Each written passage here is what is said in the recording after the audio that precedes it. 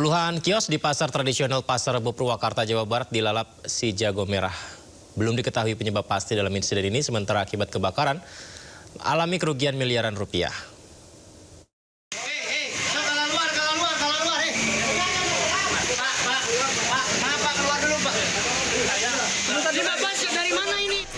Kobaran api melalap puluhan kios di Pasar Rebo Purwakarta, Jawa Barat Selasa dini hari. Para pedagang bahu-membahu berusaha memadamkan api dan menyelamatkan barang dagangan mereka. Namun banyaknya barang mudah terbakar membuat api cepat membesar dan merembet ke kios lain. 8 mobil damkar dikerahkan ke lokasi. Namun akses jalan yang sempit hanya cukup untuk satu kendaraan hingga menyulitkan proses pemadaman. Ya, adalah 80 kios. Ya. Itu punya dari mana asalnya? Asalnya dari blok ini kiosnya Bu Haji Ade. Nah, pas saya dobrak itu api udah gede. Api udah gede banget tuh, Pak. Penyebab pasti kebakaran kios masih diselidiki polisi. Dari Purwakarta, Jawa Barat, Irwan, iNews melaporkan. Diduga akibat korsleting listrik, 2 rumah di Kabupaten Cirebon, Jawa Barat hangus terbakar.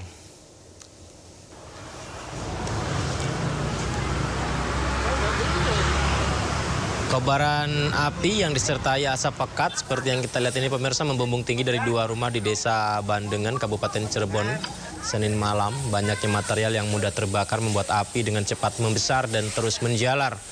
3 unit mobil damkar yang tiba di lokasi langsung berusaha memadamkan kobaran api. Setelah berjibaku selama 2 jam, petugas akhirnya bisa meredam amukan si jago merah. Saat peristiwa terjadi diketahui sang pemilik rumah tengah pergi berjualan.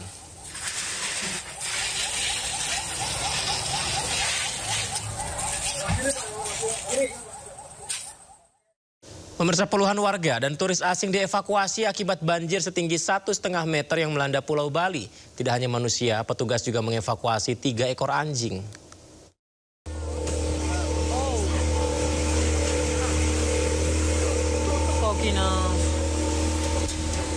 Banjir setinggi hingga 1,5 meter yang merendam kawasan Denpasar, Bali membuat puluhan turis asing dievakuasi tim SAR Polda Bali. Mereka dievakuasi dari villa dan penginapannya masing-masing, kemudian dibawa ke tempat aman untuk sementara waktu. Sejumlah wisatawan meminta dievakuasi ke penginapan lain yang aman.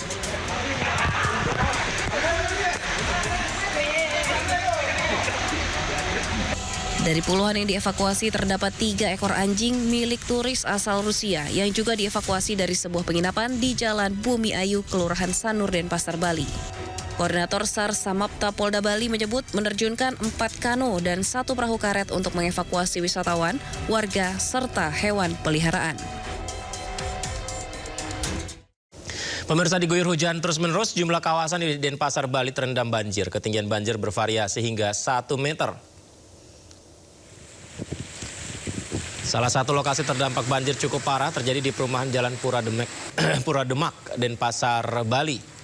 Puluhan rumah warga terendam banjir hingga 1 meter. Banjir seperti yang kita lihat ini pemirsa merendam pemukiman warga ya. Ini disebabkan curah hujan yang tinggi dan meluapnya air sungai. Kemudian juga salah satu penyebabnya karena buruknya sistem drainase. Warga berupaya membersihkan sampah yang menyumbat saluran air.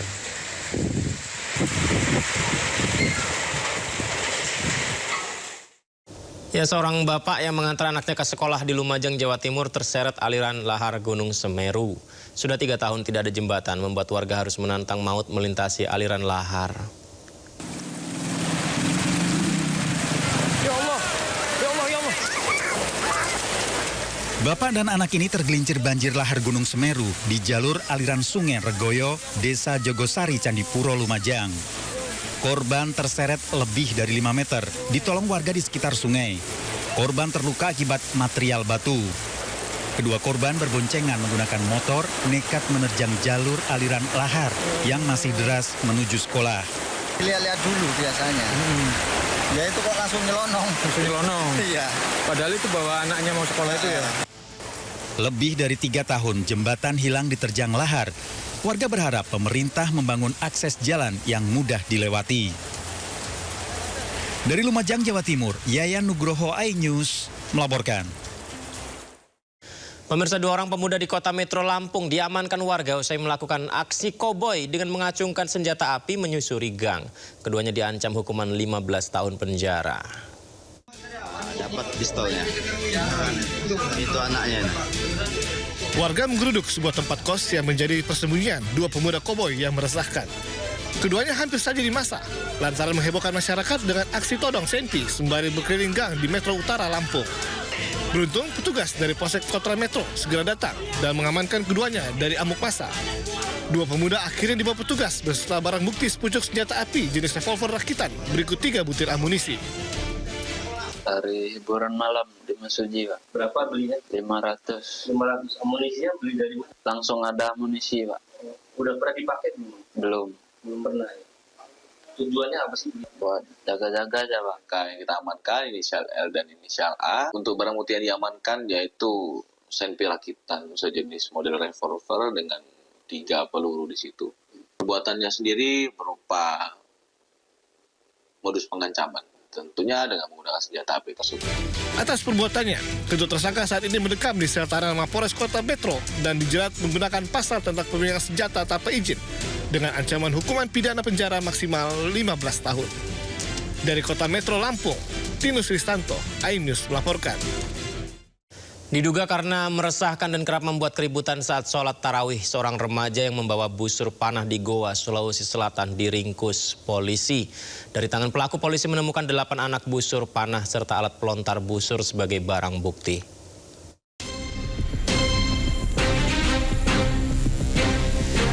Tim Macan Satreskrim Polsek Somba Opu menangkap seorang remaja yang diduga membuat keributan di Kelurahan Samata, Somba Opu, Kabupaten Goa. Saat digeledah, petugas menemukan sejumlah busur dan anak panah yang disembunyikan di dalam tas dan bagasi motor pelaku yang digunakan menyerang warga usai sholat tarawih. Ini, berapa semua ini? Penggeledahan ini dilakukan setelah menerima laporan warga yang resah dengan aksi sekelompok remaja yang kerap membuat keributan saat sholat tarawih di masjid. Sementara di hadapan polisi, MA mengaku membawa busur panah untuk jaga diri. Beberapa anak muda yang sedang ngumpul dan dicurigai sering melakukan keributan. Dilakukan interogasi, dia mengakui bahwa masih ada alat busur lain yang disimpan di sadel motor. Kini pelaku MA bersama barang bukti 8 buah anak busur dan pelontarnya diamankan di kantor unit reskrim Polsek Somba Opu, Kabupaten Goa. Pelaku pun terancam pasal 2 ayat 1 Undang-Undang Darurat Nomor 12 Tahun 1951 dengan pidana penjara maksimal 10 tahun. Dari Kabupaten Goa, Sulawesi Selatan, Bukma, iNews melaporkan. Tidak bisa isi bensin Pertalite, seorang oknum polisi menganiaya 3 pegawai SPBU di Pulau Gadung, Jakarta Timur. 3 korban luka di bagian wajah serta rahang dan langsung melakukan visum membuat laporan ke Polsek Pulau Gadung.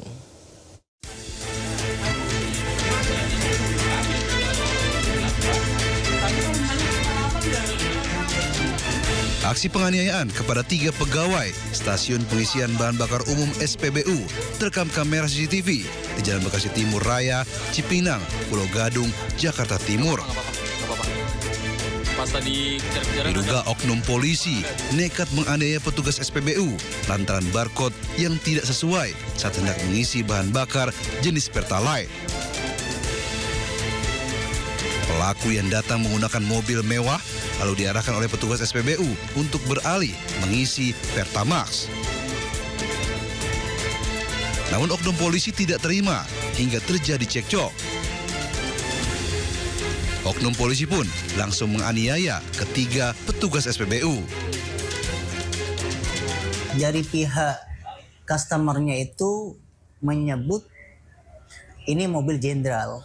Terus di video juga dia menyebut bilangnya Kapolda gitu.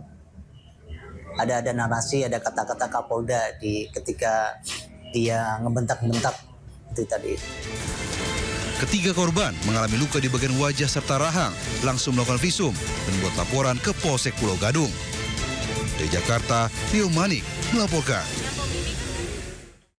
Oknum Brimob Polda Maluku yang diduga menganiaya siswa hingga tewas, Bribda Masias Siahaya, dipecat secara tidak hormat dari institusi kepolisian.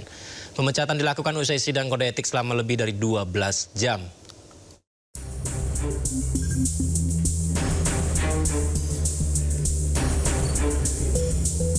Sidang etik yang digelar Polda Maluku menetapkan sanksi pemecatan tidak dengan hormat atau PTDH dari keanggotaan Polri terhadap Bribda Masias Siahaya. Sidang yang berlangsung secara maraton selama 12 jam hingga Selasa subuh ini menghadirkan 14 saksi, baik dari anggota polisi maupun warga sipil di sekitar lokasi kejadian. Dalam putusannya, Bribda Masias dinyatakan terbukti menganiaya seorang pelajar menggunakan helm Korps Brimob saat korban sedang berkendara. Bahkan kakak korban yang berkendara di belakangnya juga terjatuh dan mengalami patah tulang. Komisi Kode Etik Polri menjatuhkan putusan berupa 1. Perilaku pelanggar dinyatakan sebagai perbuatan tercela. 2. Penempatan pada tempat khusus selama 4 hari. Masa penempatan pada tempat khusus dijalani oleh pelanggar terhitung mulai tanggal 21 Februari 2026 sampai dengan tanggal 24 Februari 2026. Dan yang ketiga adalah pemberhentian tidak dengan hormat atau PTDH sebagai anggota Polri.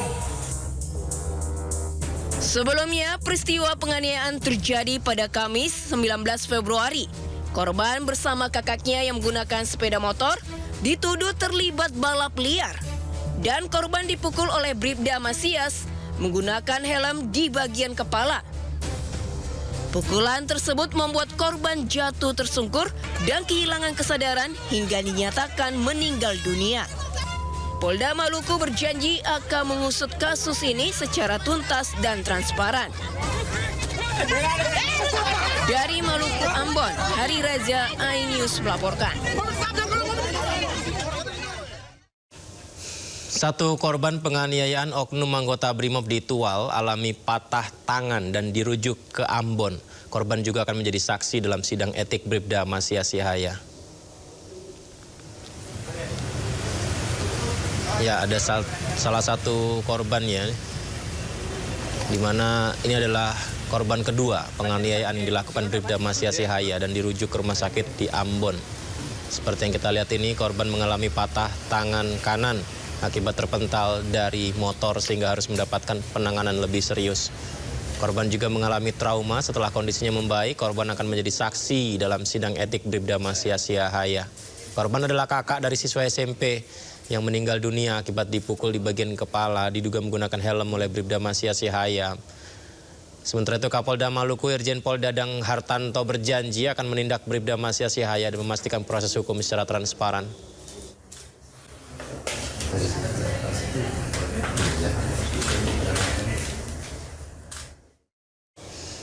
Informasi berikutnya, pemirsa, baru 2 bulan dilantik jadi polisi, anggota Ditsamapta Polda Sulawesi Selatan Bribda Dirja Pratama meninggal dunia diduga dianiaya seniornya.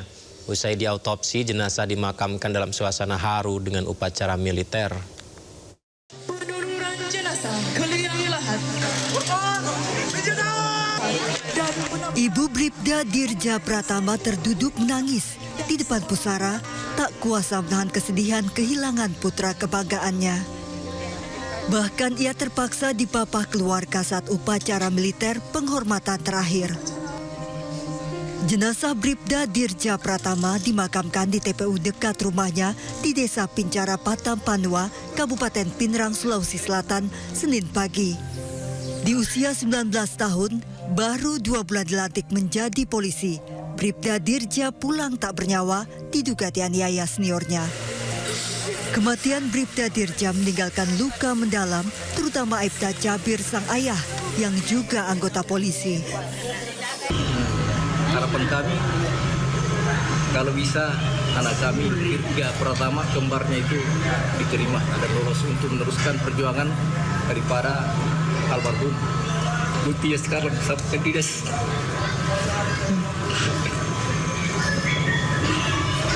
kepada polisi di Indonesia. Bribda Dirja Pratama ditemukan tewas di asrama tergeletak di kamar komandan peletonnya dengan sejumlah luka lebam di bagian tubuhnya. 3 senior dan 3 rekan seangkatan korban diperiksa Propam Polda Sulawesi Selatan. Tim kontributor iNews melaporkan. Sebelumnya, ayah Bribda Dirja Pratama yang merupakan polisi aktif di Polres Pinrang menemukan dugaan penganiayaan dari darah yang keluar dari mulut korban dan sejumlah luka lebam. Bid Propam Polda Sulawesi Selatan memeriksa 3 senior korban dan 3 rekan satu angkatan untuk penyelidikan.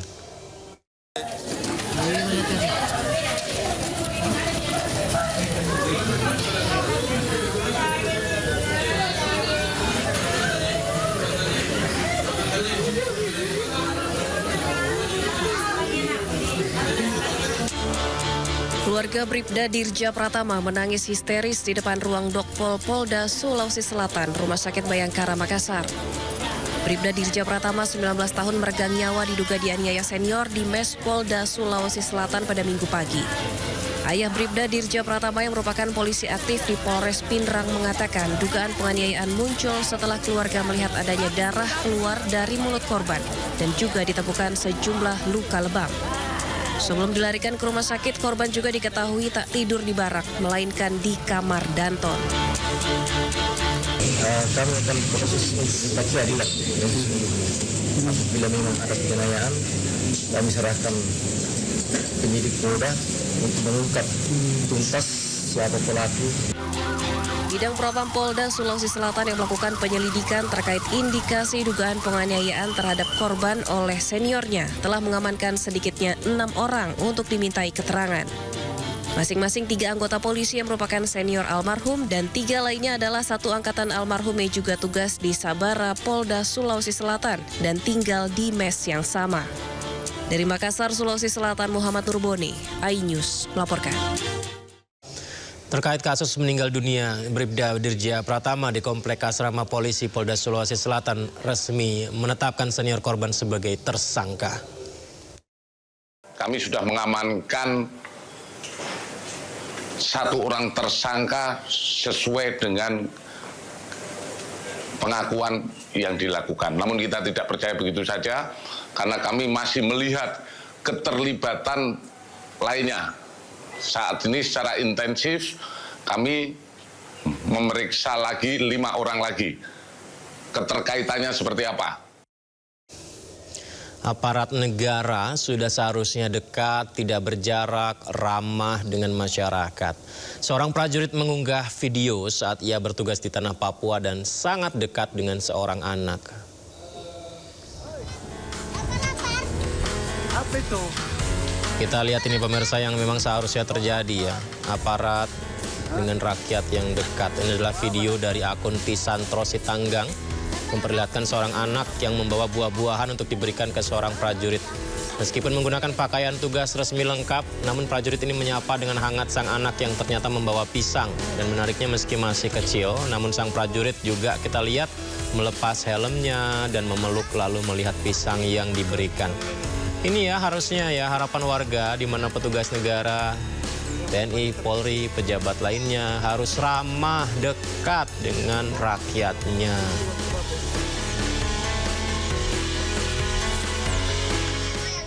Mana? Oh, yang ini atau yang ini? Yang sebelah kiri. Yang ini? Mana kiri? Yang ini. Iya, sebelah kiri. Ini kan kanan. Yang kiri, Papa bilang. Yang ini? Iya. Oke. Apa itu? Lihat.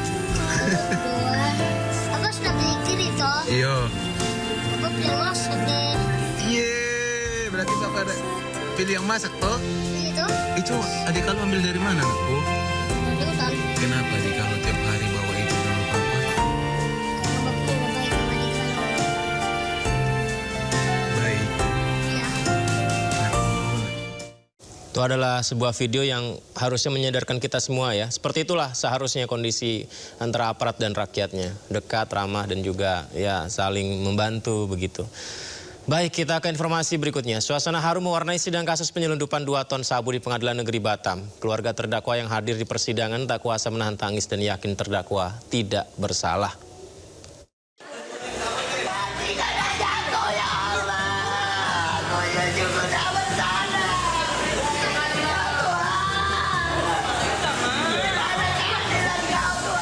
Isak tangis keluarga terdakwa Fandi Ramadan tak terbendung saat melihat terdakwa terkurung di balik jeruji besi.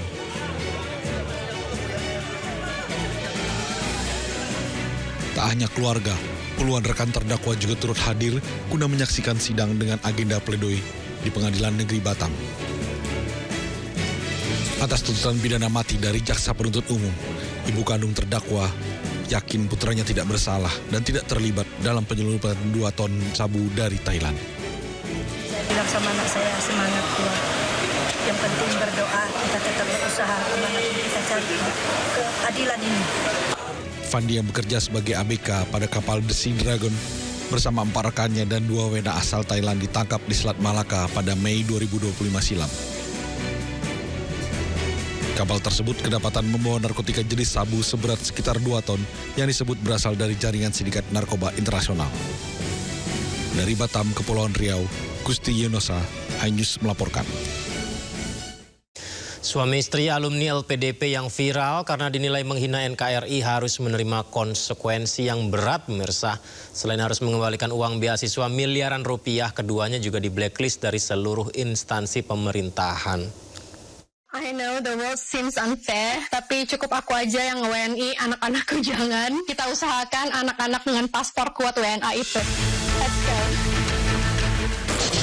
Pernyataan alumni LPDP Dwi Sasening Tias atau Tias soal kebanggaan jadi warga negara asing ketimbang jadi WNI berbuntut panjang. Tak hanya dihujat warganet, pernyataan Tias yang dianggap menghina NKRI ikut menyeret suaminya Arya Iwantoro yang juga mendapat beasiswa LPDP untuk kuliah S2 dan S3-nya di Belanda.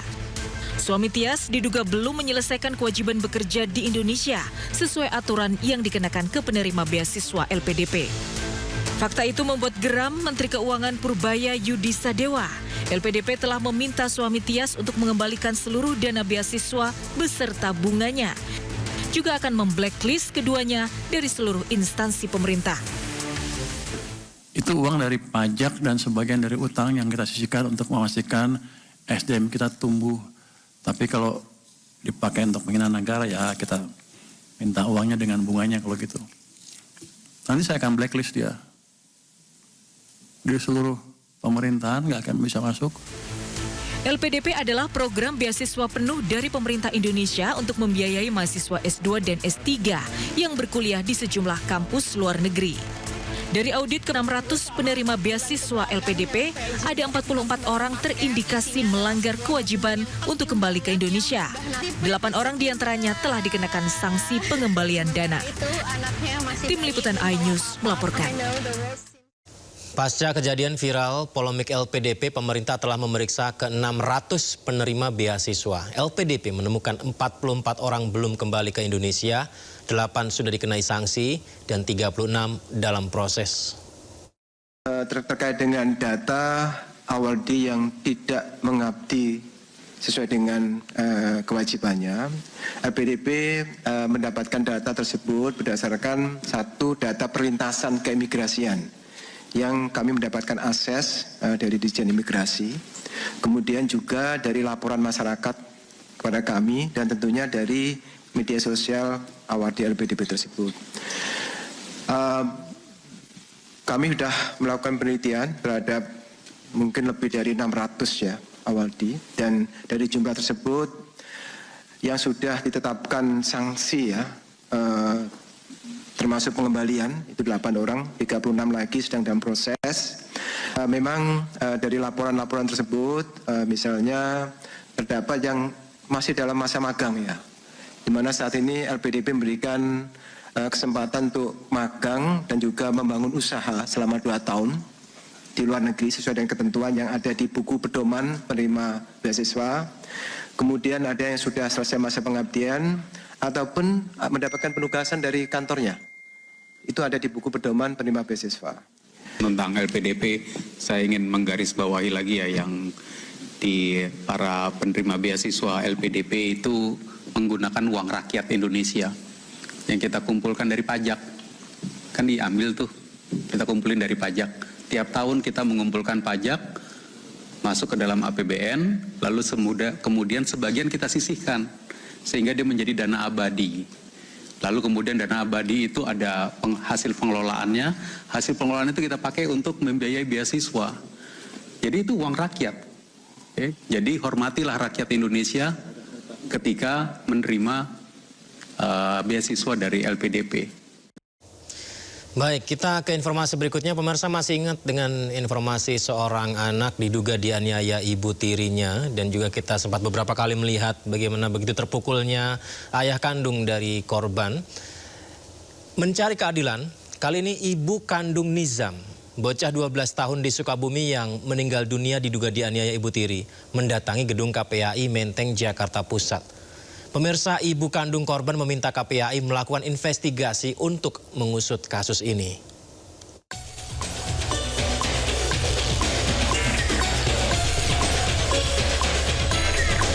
Lisnawati, ibu korban Nizam Safei, didampingi kuasa hukum membuat pengaduan ke KPAI atas kematian anaknya.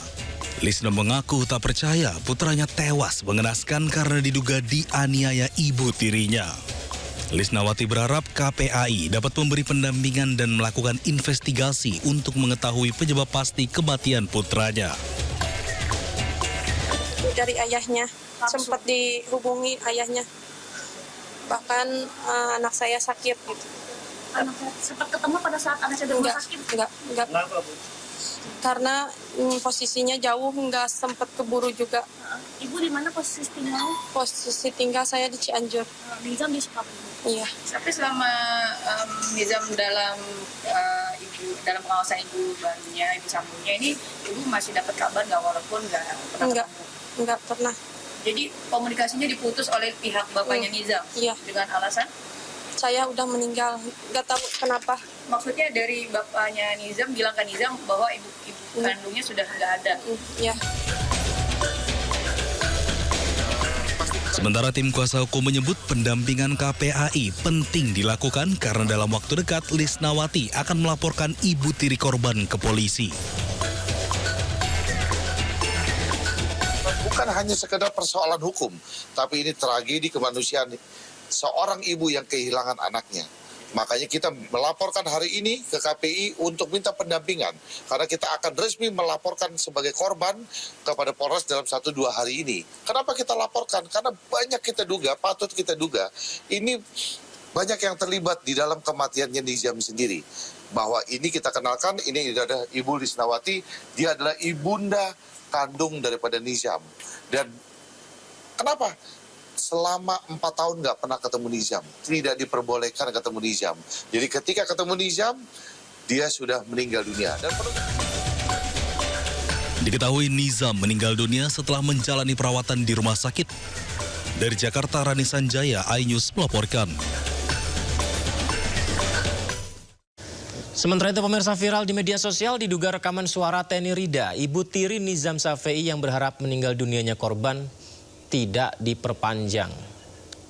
Apa dengan adanya diotopsi, dengan adanya dipiralkan, apa keuntungan buat saya? Yang namanya tahlil di kampung itu harus pakai uang. Saya yang ngurusin. Apa ada netizen atau orang-orang yang merasa sok kasihan ke anak? Kalau kasihan, sok sumbang. Pokoknya ini kan gini, Pak. Kalau saya sih berharap ini tidak diperpanjang, tidak dipersulit, tidak dipermasalahkan. Toh anak saya kan sudah hilang, sudah tidak ada. Saya berduka ini. Apa dengan adanya diotopsi, dengan adanya dipiralkan, apa keuntungan buat saya? Anak tidak bisa hidup lagi. Anak sekarang dikuburkan di Pulasara harus pakai duit. Ada tidak sih yang membantu saya, kan gitu? Jangan menjadi pahlawan kesiangan gitu. Giliran saya tahlil ke kiai yang ngali kubur, yang ini yang namanya tahlil di kampung itu harus pakai uang. Saya yang ngurusin. Apa ada netizen atau orang-orang yang merasa sok kasihan ke anak? Kalau kasihan, sok sumbang. Urusin tuh sampai anak itu dikurbankan, diekakan, dikasih rumah pulasaranya, pusarannya di kuburan. Kan harusnya begitu. Bukan digoreng di media sosial begitu. Kalau benar-benar sayang ke anak, apalagi sekarang udah almarhum, sok doain, kasih rezeki, kasih wakaf untuk anak. Ini takdirnya anak saya sudah sampai di sini. Jangan sampai ada yang merasa dirugikan, apalagi sampai ada yang menjadi korban pidana ini itu. Tidak ada, anak meninggal ini takdirnya, dan ini karena Ya, itu aja. Presiden Amerika Serikat Donald Trump memberikan peringatan keras kepada negara-negara mitra agar tidak menarik diri dari perjanjian dagang yang telah disepakati. Trump mengancam akan mengenakan tarif yang jauh lebih tinggi bagi negara yang mencoba membatalkan kesepakatan pasca putusan Mahkamah Agung Amerika Serikat terkait tarif resiprokal. Presiden Amerika Serikat Donald Trump memberikan peringatan keras kepada negara-negara mitra agar tidak menarik diri dari perjanjian dagang yang telah disepakati. Peringatan Donald Trump ini muncul setelah Parlemen Eropa memutuskan untuk menangguhkan proses ratifikasi kesepakatan dagang dengan Amerika Serikat. Selain Uni Eropa, India juga dilaporkan menunda kunjungan ke Washington guna memfinalisasi perjanjian tarif yang sedang berjalan. Melalui unggahan di media sosial, Trump menegaskan bahwa negara yang mencoba memanfaatkan putusan Mahkamah Agung untuk membatalkan komitmen dagang akan menghadapi konsekuensi ekonomi yang lebih buruk. Menyusul putusan Mahkamah Agung yang membatalkan tarif berbasis Undang-Undang Kekuasaan Darurat atau IEEPA, Trump langsung memberlakukan tarif global baru sebesar 15%. Kebijakan ini mulai berlaku efektif pada Selasa ini dengan menggunakan dasar hukum bagian 122 Undang-Undang Perdagangan tahun 1974. Langkah ini diambil sebagai strategi cepat Gedung Putih untuk tetap menjalankan kebijakan proteksionisme meski dasar hukum sebelumnya dinyatakan tidak konstitusional. Selain pengenaan tarif, pemerintahan Trump melalui perwakilan perdagangan Amerika Serikat berencana membuka investigasi baru terhadap praktik perdagangan tidak adil di sejumlah negara. Trump juga mengisyaratkan akan mengubah skema tarif menjadi biaya lisensi kepada para mitra dagang guna menyiasati kendala hukum. Langkah agresif ini menandai babak baru ketidakpastian perdagangan global, di mana Washington terus berupaya memperkuat posisi tawarnya terhadap negara-negara yang dinilai merugikan kepentingan Amerika Serikat.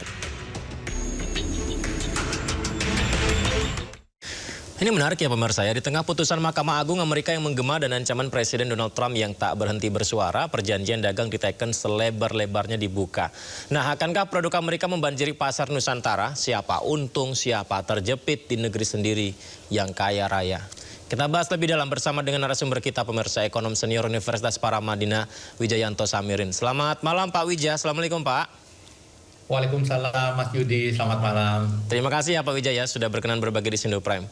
Pak, ini kan banyak yang ngobrol-ngobrol gitu, bahkan di warung kopi juga dibahas tentang kerjasama Amerika dan Indonesia. Dan nggak sedikit yang juga mengkhawatirkan akan seperti apa nanti ke depannya, apakah menguntungkan atau tidak begitu.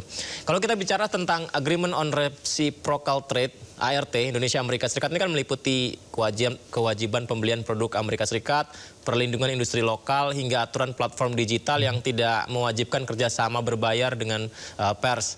Apakah secara umum ini menguntungkan Indonesia, Pak Wija? Jadi memang kita nampaknya salah langkah gitu ya. Salah langkah? Trump itu harusnya tidak usah dideketin, dihindari gitu ya. Karena ketika kita dekat dengan Trump, terlalu dekat, ya kita berisiko untuk menjadi korban gitu ya. Karena dia kan tukang bully. Nah, terkait dengan agreement yang sudah ditandatangani, ibarat pertandingan sepak bola, kita itu kalah 3-0, Mas Yudi. Kalah 3-0? Kemasukan 3 gol tanpa bisa membalas 1 gol pun. Wah. Gol pertama, Trump dapat tarif 0%, sementara kita 19%. Walaupun ada beberapa komoditas yang 0%. Gol yang kedua, kita diwajibkan membeli begitu banyak produk dari Amerika. Dan kalau kita lihat detailnya, saya sangat khawatir karena komitmen kita terlalu besar untuk produk-produk yang belum tentu bisa kita konsumsi. Volume komitmennya terlalu besar.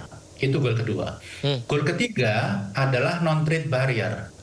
Amerika itu mengimpos begitu banyak penghapusan non-trade barrier, non-tarif barrier maksud saya, yang membuat seolah-olah Indonesia itu tidak punya kuasa. Indonesia diperlakukan seolah-olah provinsi Amerika.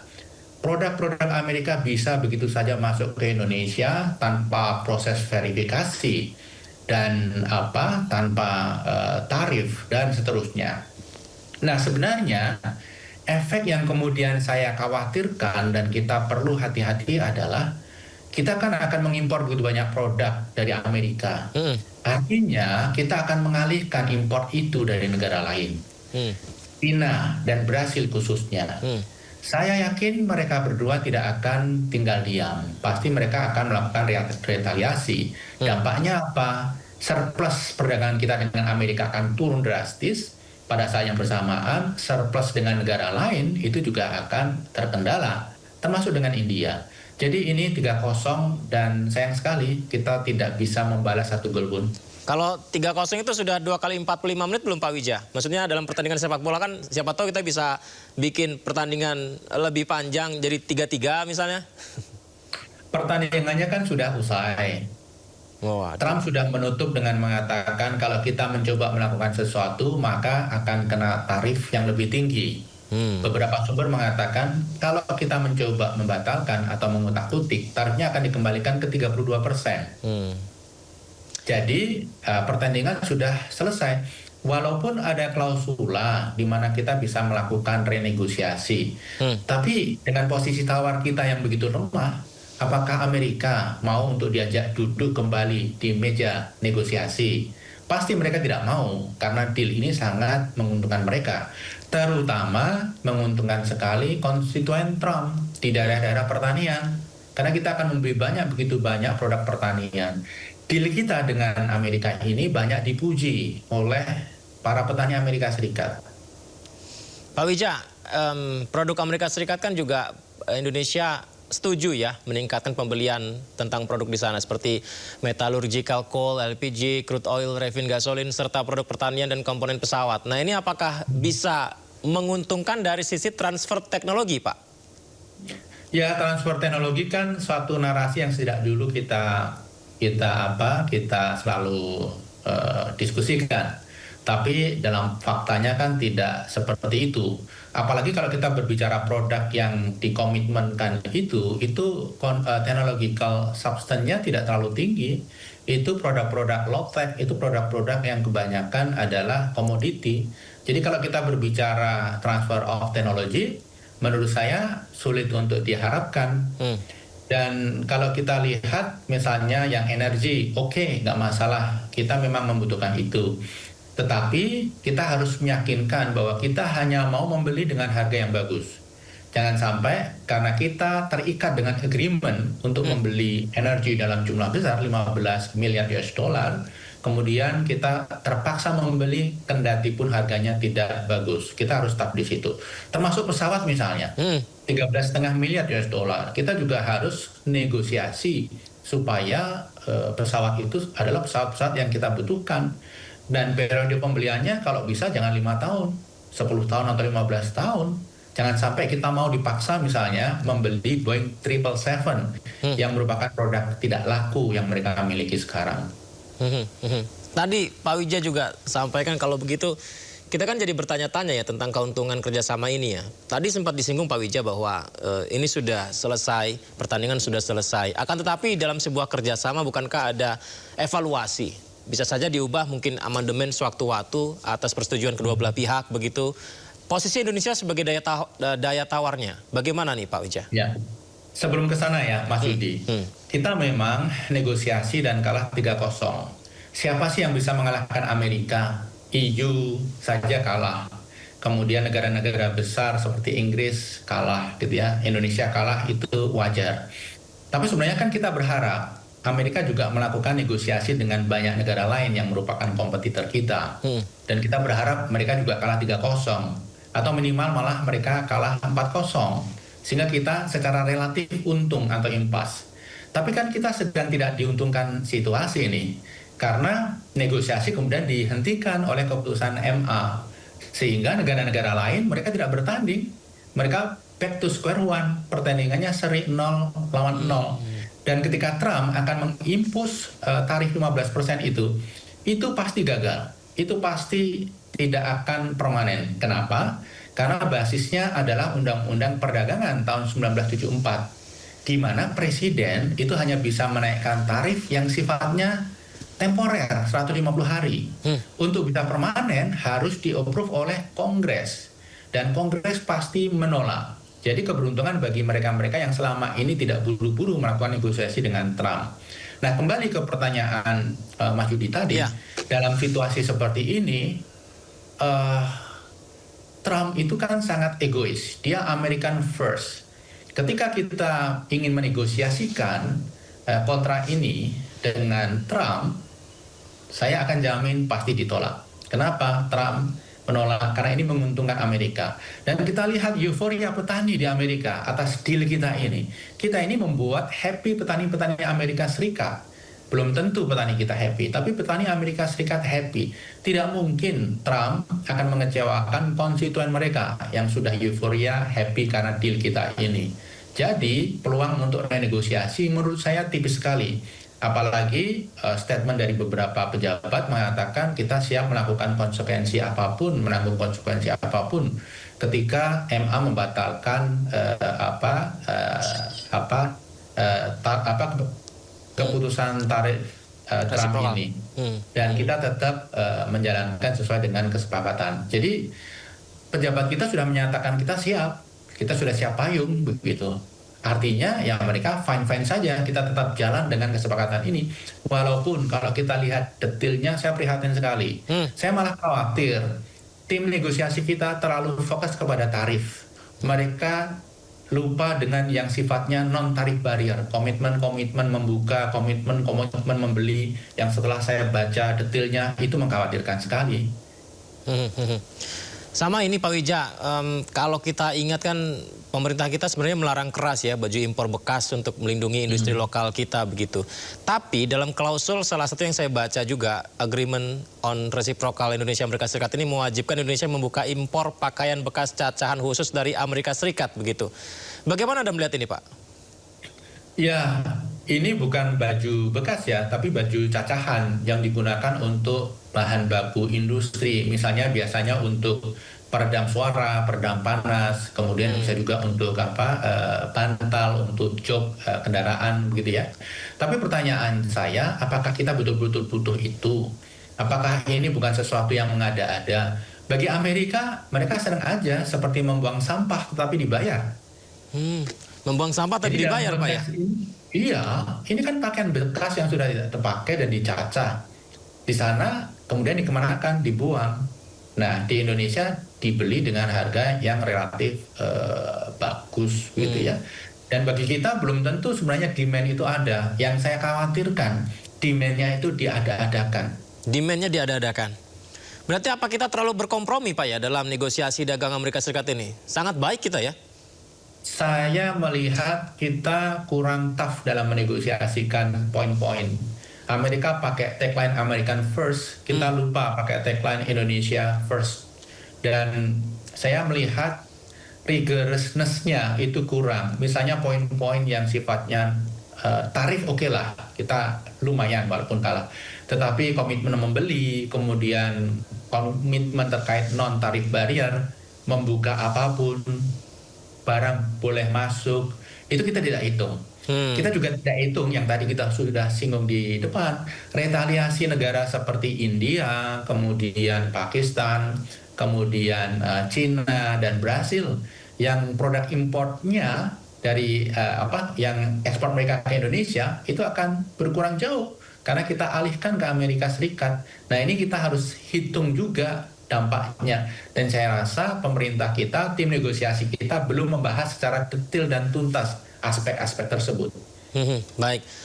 Dan juga tentang sertifikasi halal produk Amerika nih Pak Wija. Ini juga yang ramai dibicarakan publik, netizen kita tentang masuknya produk Amerika yang dikhawatirkan soal kehalalannya. Tapi Pak Wija dan juga pemirsa, BPJPH menjamin seluruh produk asal Amerika Serikat yang bisa masuk ke Indonesia ini harus bersertifikat halal. Kita simak dulu ini Pak Wija dan pemirsa informasinya. Badan Penyelenggara Jaminan Produk Halal atau BPJPH menepis isu yang menyebut produk asal Amerika Serikat bisa bebas masuk dan beredar di Indonesia tanpa sertifikasi dan label halal. Kepala BPJPH Haikal Hasan menyebutkan perjanjian dagang antara Indonesia dan Amerika Serikat bukanlah penghapusan kewajiban sertifikasi dan label halal. melainkan penyederhanaan prosedurnya melalui pengakuan sertifikat halal yang diterbitkan oleh lembaga halal luar negeri.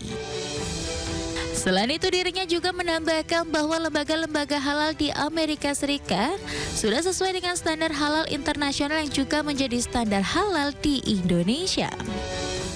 Barang-barang yang masuk ke Indonesia bukan hanya dari Amerika, dari semua negara, ya, apalagi sekarang khususnya dari Amerika, itu tetap wajib bersertifikat halal.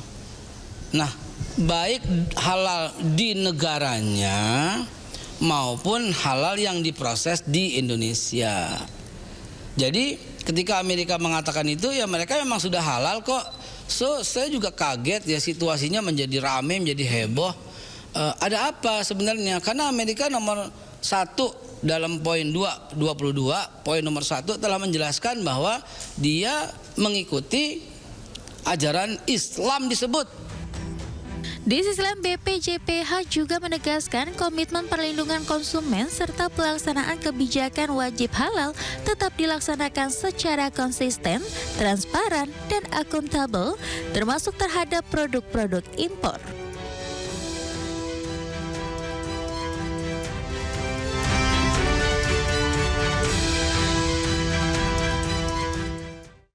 Nah ini agak sedikit membingungkan ya Pak Wijaya. Mungkin Pak Wijaya bisa menjelaskan tentang kerjasamanya seperti apa. Kalau yang saya baca, kalau tidak salah ya Pak ya, yang diinginkan Amerika Serikat adalah produk sertifikasi halal Amerika Serikat tersebut tidak perlu ada aturan yang mengikuti dengan sertifikasi halal di Indonesia begitu. Tapi tadi disampaikan yang penting itu halal. Tapi halal versi Amerika dan Indonesia kan beda gitu ya Pak Wijaya.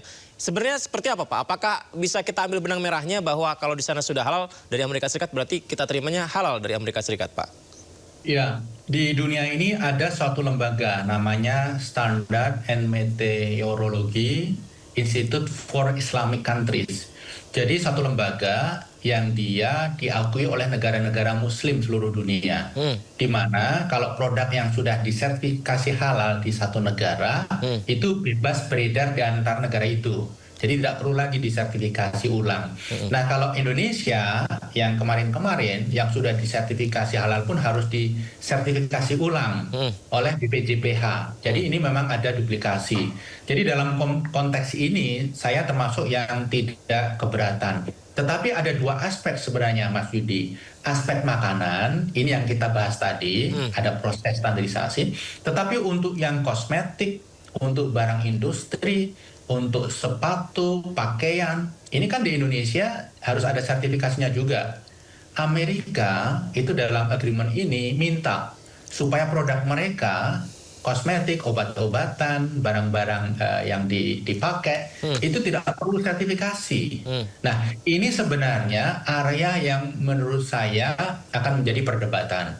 Kalau makanan, saya rasa ya kita comply dengan yang dilakukan oleh negara-negara Islam, negara muslim yang lain, negara di Timur Tengah, kemudian Malaysia, Pakistan saja comply dengan apa yang disampaikan oleh Standard and Meteorology Institute for Islamic Countries.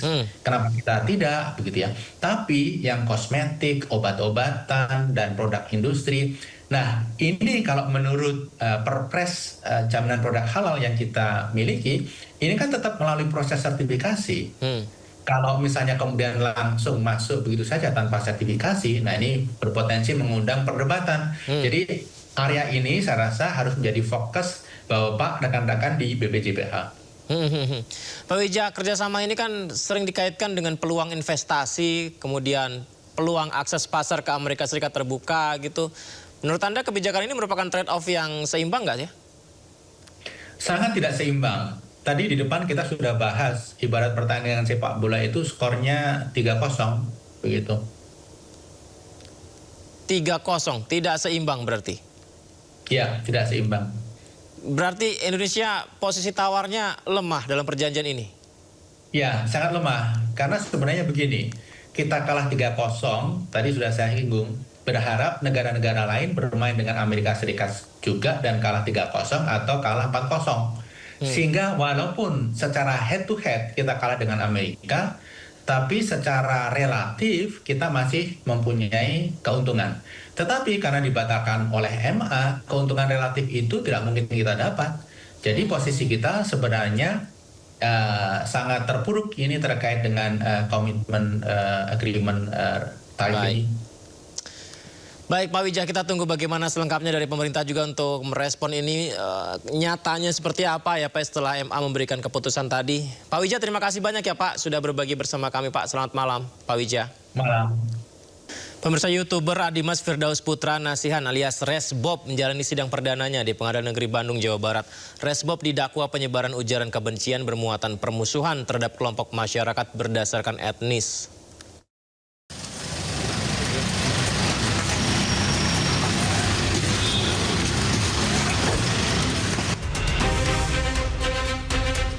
Adimas Firdaus Putra Nasihan, seorang YouTuber dengan nama Resbob, menjalani sidang perdana di Pengadilan Negeri Bandung, Jawa Barat. Dalam sidang pertama ini, jaksa penuntut umum mendakwa Resbob dengan tindak pidana penyebaran ujaran kebencian bermuatan permusuhan terhadap kelompok masyarakat berdasarkan etnis. Dalam sidang, jaksa membeberkan isi siaran langsung terdakwa yang dinilai bermuatan ujaran penghinaan. Sebelum siaran langsung itu, terdakwa terlebih dahulu mengkonsumsi minuman keras. Terungkap, Resbob diketahui merupakan pendukung Persija yang merupakan lawan dari Persib Bandung. Sementara kelompok Viking yang disebut dalam ucapannya dikenal sebagai pendukung Persib Bandung. Melanggar pasal 243 ayat 1 Undang-Undang 1 tentang KUHP, untuk pasal 4 juga sama Undang-Undang 1 tahun 2006 tentang tindak pidana. Ancamannya berapa? Ancamannya 4 tahun. Sementara itu, atas dakwaan jaksa, penasihat hukum Resbob menyatakan akan mengajukan perlawanan. Kuasa hukum menilai seharusnya sidang digelar di Surabaya, bukan di Bandung.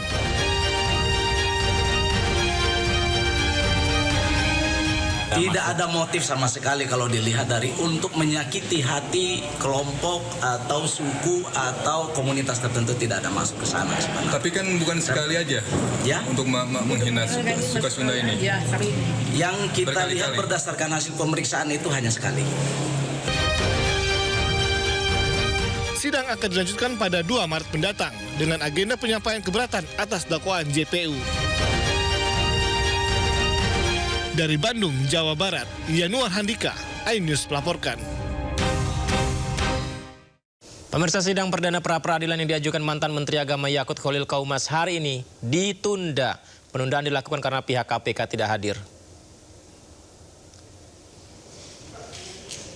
Sidang pra-peradilan ex-Menteri Agama Yakut Khalil Qaumas yang harusnya digelar hari ini ditunda ke tanggal 3 Maret 2026. Penundaannya terjadi karena KPK pihak termohon tidak hadir di persidangan. Pra-peradilan diajukan Yakut berkaitan dengan penetapannya sebagai tersangka oleh KPK dalam kasus dugaan korupsi kuota ibadah haji tambahan yang diselenggarakan Kemenak 2023-2024. Sebelumnya pada 8 Januari lalu KPK menetapkan Yakut Khalil Qaumas dan mantan staf khusus Menak Isfah Abidal Aziz alias Gus Alex sebagai tersangka. Memenuhi hak saya untuk mengajukan pra-peradilan atas ketersangkaan saya oleh Komisi Pemberantasan Korupsi. Jadi tidak dalam rangka untuk menghambat apalagi melawan proses hukum, tidak, tetapi menggunakan hak saya sebagaimana tadi saudara-saudara semua juga saksikan KPK menggunakan haknya untuk tidak hadir pada hari ini. Kemudian yang ketiga, saya juga perlu sampaikan bahwa persoalan yang menimpa saya ini adalah persoalan yang kita tahu semua tentang kuota haji. Ya, satu-satunya pertimbangan saya lakukan ketika menetapkan pembagian kuota itu adalah hifdzun nafsi, menjaga keselamatan jiwa jamaah karena keterbatasan tempat yang ada di Saudi. Dan berikutnya kita harus tahu bahwa haji itu jurisdiksinya di Saudi. Jadi tidak semata-mata menjadi kewenangan pemerintah Indonesia, tidak. Jurisdiksinya ada di sana. Kita terikat dengan peraturan-peraturan yang ada di Saudi, termasuk pembagian. Ketua KPK Setia Budianto menyampaikan pihaknya telah mengajukan penundaan sidang secara tertulis ke Pengadilan Negeri Jakarta Selatan. Ia beralasan pihaknya butuh waktu lebih untuk mempersiapkan dokumen pra-peradilan mantan Menteri Agama Yakut Khalil Qaumas. Ya kan ada beberapa kegiatan yang dilakukan oleh Birunkum, itu dengan beberapa kegiatan minta penundaan waktu, gitu, mempersiapkan segala sesuatunya. Ini kan bukan hanya masalah kehadiran ya, tapi persiapan, dokumen, jawaban, gitu, sehingga nanti pada saat dan itu sudah disampaikan secara tertulis, gitu, oleh Birunkum, sudah sampaikan secara tertulis ke Pengadilan Negeri untuk minta penundaan. Setelah nanti kemudian berikutnya ya kami usahakan ya, sesuai dengan timeline atau schedule yang sudah dijadwalkan, mudah-mudahan akan.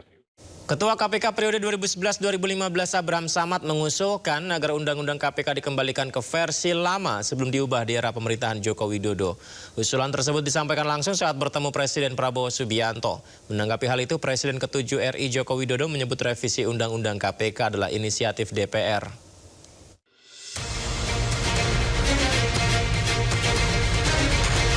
Wacana mengembalikan Undang-Undang KPK seperti sebelum direvisi pada tahun 2019 pertama kali dilempar Ketua KPK periode 2011-2015 Abraham Samad. Usulan itu langsung disampaikan Samad saat bertemu Presiden Prabowo bersama 4 tokoh kritis lainnya. Ketika dia bertanya tentang KPK, saya bilang sebenarnya ada masalah dengan KPK. Apa masalahnya saya bilang? Karena pertama ketika di zaman Pak Jokowi Undang-Undang KPK itu direvisi tahun 2019. Saya bilang itu menyalahi dari UNCIC. Di dalam UNCIC itu disyaratkan bahwa lembaga-lembaga anti korupsi yang ada di dunia, sifat kelembagaannya, eksistensi kelembagaannya, dia harus independen.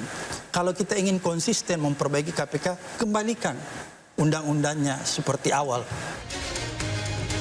Selain meminta Prabowo mengembalikan Undang-Undang KPK lama, Samad juga mengusulkan agar seleksi komisioner KPK lebih diperketat, termasuk mengembalikan 57 mantan pegawai KPK. Sejak wacana itu dilemparkan Samad, sejumlah tokoh langsung mengamininya, salah satunya Presiden ke-7 Joko Widodo. Jokowi bahkan menyebut jika revisi Undang-Undang KPK bukan hanya pemikirannya, melainkan inisiatif DPR. Ya, saya setuju, bagus.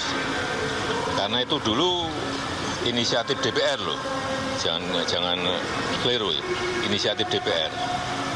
Tanggapannya bahwa itu di revisi waktu pemerintahnya Pak Jokowi itu seperti apa? Ya memang saat itu atas inisiatif DPR direvisi. Pak, tapi saya nggak tanda tangan.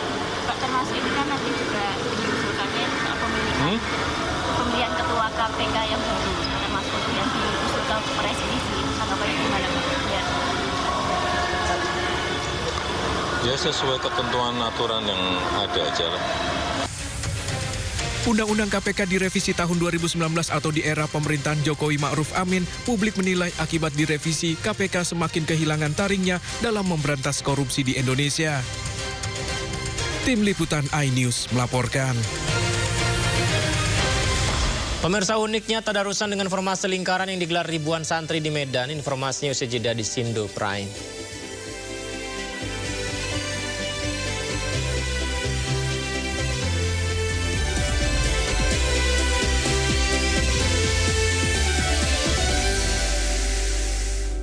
Bulan Ramadan telah tiba, umat muslim di seluruh dunia berlomba-lomba untuk beribadah, tak terkecuali di Medan, Sumatera Utara. Ribuan santri menggelar tadarusan dengan formasi lingkaran.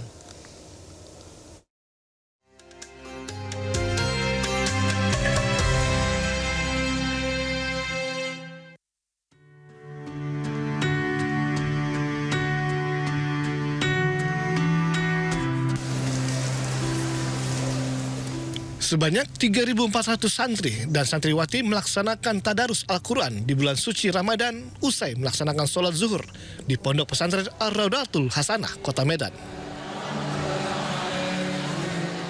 Tadarus dilakukan secara bergantian di setiap kelompok yang terdiri dari 9 hingga 10 santri. Dalam satu kelompok berbentuk lingkaran tersebut, para santri saling mengontrol bacaan yang salah. Beragam aktivitas dilakukan santri di bulan suci Ramadan, meliputi sahur bersama, sholat berjamaah, dan masuk kelas belajar. Pada waktu menjelang berbuka puasa, santri memiliki waktu bebas untuk beristirahat. Saat ini, inilah metode yang kami pilih dengan berbagai positif yang kami lihat. Anak-anak saling mendengarkan bacaan kawannya, juga memperbaiki daripada yang lain. Cuma nanti jika dapat ada metode yang bagus, tentu akan kita ikuti. Kegiatan tadarus formasi unik ini mulai dilakukan dari hari pertama puasa hingga hari ke-20 bulan suci Ramadan, sebelum para santri libur dan kembali ke kampung halamannya masing-masing.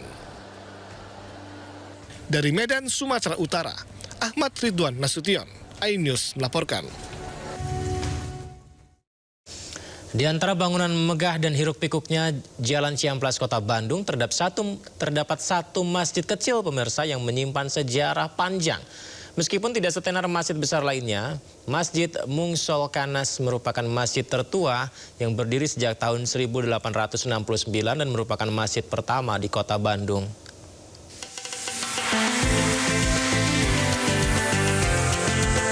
Masjid Mungshol Kanas berada tersembunyi di sebuah gang kecil bernama Gang Mama Winata, Kelurahan Cipaganti, Kota Bandung.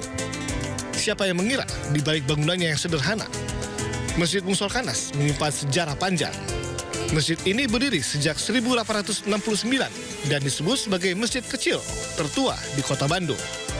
Nama Mungshol Kanas sendiri bukan sekedar nama. Ini merupakan singkatan dari kalimat Sunda, Mangga urang ngaos salawat ka Kanjeng Nabi, sebuah ajakan untuk bersalawat kepada Nabi Muhammad SAW. Masjid ini didirikan seorang ulama, Kiai Haji Abdul Rahim, atau yang kerap disapa Mama Aden. Satu-satunya peninggalan penting yang masih tersimpan, yaitu Al-Quran tulisan tangan asli dari Mama Aden, sang pendiri. Sementara bangunan lamanya sudah direnovasi total.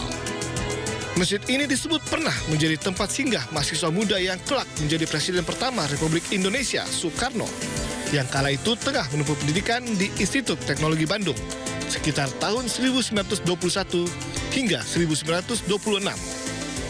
Seperti Presiden Soekarno juga masih bersekolah di ITB ya, kalau sekarang itu. Kalau dulu itu kan memang belum ada Masjid Salman di sana, jadi masjid satu-satunya itu baru ini Mungshol Kanas. Jadi Presiden Soekarno itu untuk beristirahat, sekedar beristirahat gitu, mungkin tidur-tiduran atau gimana itu sholat, ya sholat juga di sini. Meski tidak banyak orang yang tahu jika masjid ini merupakan masjid tertua di Kota Bandung, namun keberadaan masjid ini masih terawat dengan baik. Dari Bandung, Jawa Barat, Billy Maulana Finkran, iNews melaporkan. Pemirsa, warga binaan di Rumah Tahanan Negara Pandeglang, Banten mengisi bulan Ramadan dengan memperbanyak ibadah dan iktikaf di masjid.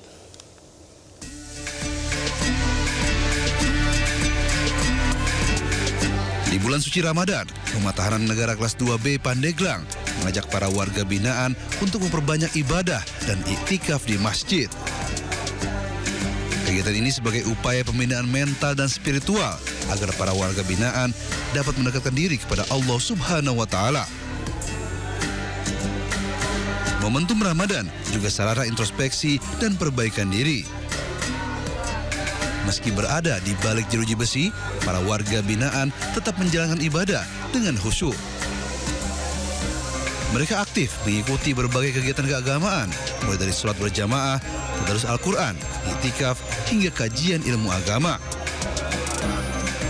Mereka semakin mendalami ilmu agama, serta memperkuat keimanan selama menjalani masa pidana. Ini bentuk bahwa kami itu tidak seperti apa yang dibayangkan. Kami itu insya Allah di kegiatan di dalam ini positif. Secara Ramadan ini selain meningkatkan iman ketakwaan, kemudian para warga binaan menambah ilmu, terutama ilmu agama. Mudah-mudahan mereka selama di sini mengisi dengan ibadah, kemudian mendapatkan ilmu yang dapat bermanfaat untuk mereka di luar. Bulan Ramadan diharapkan dapat meningkatkan ketenangan batin serta menciptakan lingkungan rutan yang religius, aman, dan kondusif. Dari Pandeglang, Banten, Pewi Febrianto melaporkan. Dalam rangka bulan Ramadan, Badan Amil Zakat Nasional atau Basnas DKI Jakarta menggelar program hapus tato gratis bagi masyarakat. Kegiatan ini digelar sebagai bentuk bersihkan diri jadi lebih baik. Program hapus tato gratis. Sejumlah warga antusias ikut program penghapusan tato yang digelar Badan Amil Zakat Nasional Basnas DKI Jakarta di Aula Masjid Sunda Kelapa Menteng, Jakarta Pusat. Program ini berlangsung hingga hari ini dan hanya sudah berlangsung hingga pukul 3 sore tadi. Kegiatan digelar sebagai bentuk bersihkan diri untuk jadi lebih baik. Seluruh proses hapus tato dilakukan secara gratis, dilakukan tenaga profesional. Ini menjadi bagian upaya sosial dan dakwah Basnas DKI Jakarta. Program dapat membantu masyarakat yang ingin memulai lembaran baru.